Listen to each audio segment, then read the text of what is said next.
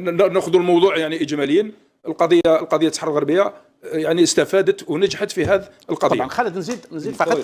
نظن حسب يعني معلوماتي او يعني بعض المعلومات، انا نظن المحكمه الرياضيه راح توصل الى قرار يعني نهائي، وهو يعني ابطال يعني هذا القميص اللي يحمل هذه الخريطه الوهميه، يعني ابطاله نهائيا في قادم الاستحقاقات. من جهه مثلا كل الانديه او المنتخبات المغربيه التي تواجه المنافسين تاعها ما يحق لهاش يعني تلبس يعني القميص بالخريطه الوهميه. هذا من جهه ثانيه خالد ينجموا تروح المحكمه الرياضيه الى نقول لك الى مثلا النتائج الرياضيه. من حق المحكمه الرياضيه اتخاذ القرارات التي تراها مناسبه، من بينها ربما اعاده اللقاء في مثلا مكان يعني في ملعب محايد، او تنجم حتى مثلا يعني تمد قرارات حتى لو يلعب النهائي مثلا، ينجم يلعب النهائي، ولكن قرارات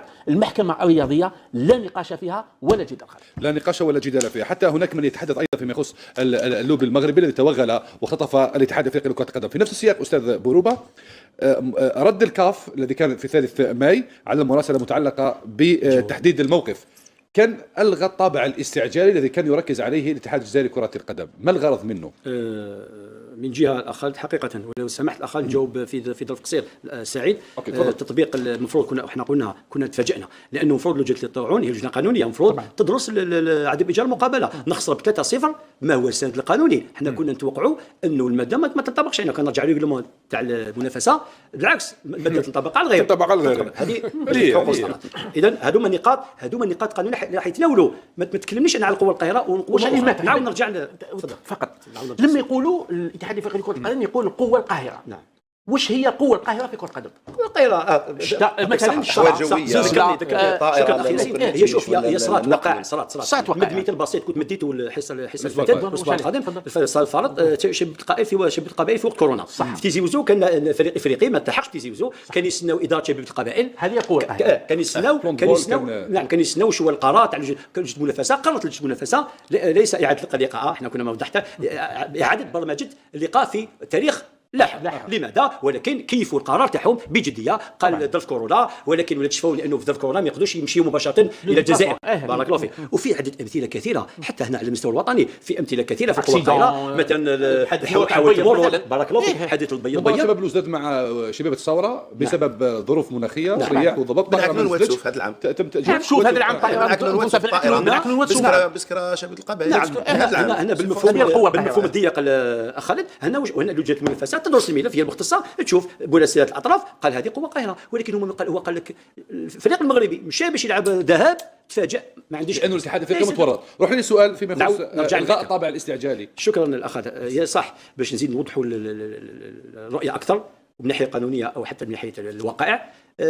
محكمه التحكيم الرياضيه كما قال تفضل الاخ ياسين، صدقوني يا الاخ عندها خصائص شامله واسعه، تاخذ في امثله عديده انه حقيقه قبل انه نظن باللي دفاع الاتحاد العاصمه عندهم كفاءه اليوم موجودين على مستوى الاتحاد على مستوى المحكمه، انهم اول شرط يطلبوه طبقا الماده 25 فيه تعيين محكم طارئ. ما المقصود بمحكم طارئ؟ معناه يطلبوا شكون المدعي هو الاتحاد العاصمه، هو اللي حيطلب الدعوه، يطلب باش يعينوا له محكم طارئ. لماذا؟ باش يقولوا له بلي احنا عندنا طلب استعجالي نوقفوا النهائي الى غايه الفصل في الموضوع.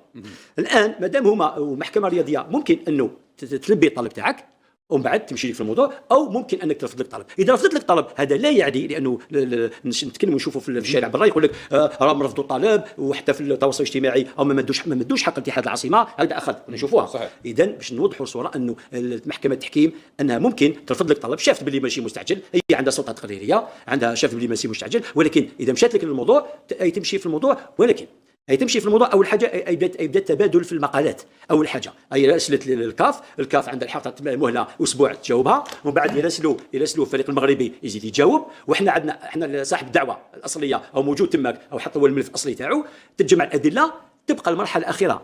إذا خالد تبقى المرحلة الأخيرة هي مرحلة مرافعة فيها مرافعة تكون شفوية، سواء كان على مستوى المقر الوزارة، مقر محكمة التحكيم، أو على مستوى عن طريق الفيديو كونفرنس. ممكن الفريق المغربي يريح تماك الجزائري يكون هنايا والمحامون يكونوا الدفاع يكون على مستوى مقل، لانه فوق كورونا ظرف استثنائي انا بصفتي كنا خلت كاين سؤال مهم نطرحوا الاخر كمل. مشينا فوق كورونا رفعنا عن طريق فيديو كونفرنس، كانت قضيه هنا محليه، احنا كنا في اتحاد رابطه ما، كان طرف محامي اتحاديه وكان فريق ما، وكان نزاع على مستوى الاتحاد الدولي، رفعنا عن طريق فيديو كونفرنس في ظرف خاص كورونا. اذا نعاود نرجع، اذا نتوقع ما هي طلبات اخ خالد وكون سبق الاحداث، ما هي طلبات الاتحاديه؟ ما تطلبش انه قميص، خلينا نزاع اصلي، دعوه اصليه القميص القانوني ام غيره، الروح الرياضي. نعم، الطلبات انه نلغيو قرارات، انه قاعد من الناحيه القانونيه ما نتكلمش على القميص، نلغيو قرارات لجنه المنافسه، شوف القرارات لجنه المنافسه واش نقولوا، المؤيد بقرار لجنه الطعون لازم يكونوا قانونيين، بالنتيجه اصلا واش نطلبوا؟ اما اعاده المقابله او تجميد برمجه النهائي، لا ممكن احتياطيا يقولوا اعاده المقابله، ولكن الطلب الاصلي يتمسكوا به الدفاع اتحاد العاصمه، الغاء النتائج مقابلتين. ممكن شوف فيما يخص احنا الجزائريين كنا تفاجأنا بالشيء اللي صار في مباراه اتحاد العاصمه مع نهضه بركان. صحيح، هذه من 4 شهور اتحاد العاصمه عارف انه راح يلعب مع فريق اسمه نهضه بركان. الاتحاديه الجزائريه لكره القدم عارفه انه راح يلعب مع وكاين المفروض لجنه متابعه كره القدم الافريقيه، سواء من عند اتحاد العاصمه او من لا فيدراسيون جيريان دو فوتبول، اللي المفروض تعرف انت راح تلعب ضد فريق، تابعوا تكتيكيا، تابعوا فنيا، تابعوا في العقوبات تاعو، ممكن ديال دي جوار سسبوندي، تابعوا حتى في اللبس تاعو، هو تقديم الاقمصه، تقديم الاقمصه انت على بالك بكل شيء. علاش حنا نتفاجئوا حتى اخر دقيقه داخلين تروح الدوله الجزائريه على الجمارك تدخل يعني تنزع شيء قانوني ضد القانون الجزائري؟ يعني هل لو كان مسؤولين اتحاد العاصمه او الاتحاد الجزائري يعني راسلوا لا كونفدراسيون افريكان دو فوتبول، راسلوا الدوله الجزائريه، استبقوا الاحداث شهر او شهرين من قبل، قال يا ودي احنا ممكن راح نلعب مع هذا الفريق، وهذا الفريق عنده خارطه وهميه، واحنا القانون الدولي والقانون تاع الفيفا والقانون الجزائري وكل القوانين احنا ضد، ما يدخلوناش بهذا. كانت تكون فيه ممكن معالجه الامر قبل حدوثه. هل كانت تكون لو كانت تكلمنا من قبل؟ اخواني الكرام، كما سمعتوا هذا السيد هذا فدات له الهضره وقال لك يا سيدي التدخل ديال السلطات الجزائريه على الفريق البركاني في المطار هو تدخل غير قانوني. فعلى سلامتك الشريف وعلى سلامتكم كاملين بكم، فالواضح والواضح جدا ان ما قامت به السلطات الجزائريه هو تصرف غبي وغير قانوني، وتصرف للاسف الشديد هذا الشعب الجزائري في نادي اتحاد العاصمه اللي قصاه من النصف النهائي. فليتصور معي المستمع الكريم ان هذا الفريق منذ شهرين هو كيلعب الكره باش يوصل للمباراه النهائيه وباش يحافظ على اللقب ديالو، لانه هو اللي فاز باللقب السنه الماضيه.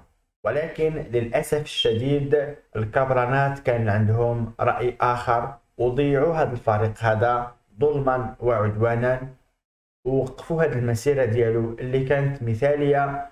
وفي نفس الوقت المدرب حتى هو طلع له الدم وما بقاش باغي يزيد يلعب معاهم، وانا متاكد ما باقيش يعاود يحط رجليه في الجزائر، لان هذه الدوله كيسيروها واحد المجموعه ديال البهلاء والجهلاء والاغبياء. اخواني الكرام، ما تنسوناش من واحد لايك وتشتركوا في القناه ونشوفكم في فيديوهات قادمه.